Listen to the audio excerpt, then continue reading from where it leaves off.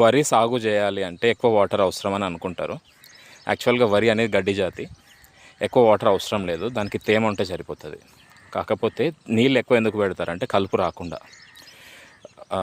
But దానివల్ల కలుపు రావడం వల్ల నష్టం లాభం రెండు ఉన్నాయి. దానివల్ల నీళ్ళు ఎక్కువ పెట్టడం వల్ల ఇంకో నష్టం ఏంటంటే ఎర్త్ వామ్స్ సఫకేట్ అయ్యి లోపలికి వెళ్ళిపోతాయి. It can go till 100 feet also.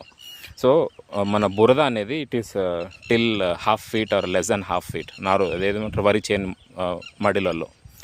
So it goes lower then 1/2 feet. It can go any whatever deep it can. Okay, but ఒకవేళ మనం కనుక ఆరుతడి లాగా చేస్తే కనుక, అంటే నీళ్ళు జస్ట్ రన్ డౌన్ అవ్వాలా, సాయిల్కి తేమ ఉన్నంత వరకు పారబెట్టి నీళ్ళు వదిలేసేయాలి. వదిలేయడం వల్ల లాభం ఏంటంటే I will show you.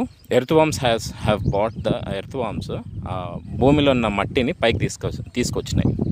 So అదే సారం యాక్చువల్ నేలకు. మనం ఎలాంటి ఫర్టిలైజర్ టాపప్ చేయాల్సిన అవసరం ఉండదు.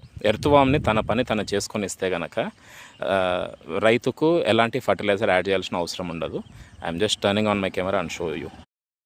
సీ యూ కెన్ సీ, ఇది నల్లగా మట్టి ఏదైతే వచ్చిందో అది ఎర్త్ వామ్స్ ఎక్స్క్రీట్ చేసిన మట్టి. అది అంటే earthworms it can eat 3 times it's weight. సాయిల్ని తింటుంది అది, దెన్ ఇట్ ఎక్స్క్రీట్స్.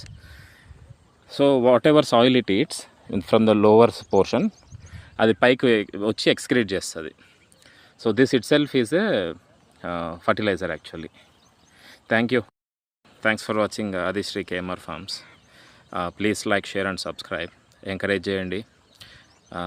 మేము ఫార్మింగ్ నేర్చుకుంటున్నాము సేంద్రియ పద్ధతిలో, ఆర్గానిక్ వేలో.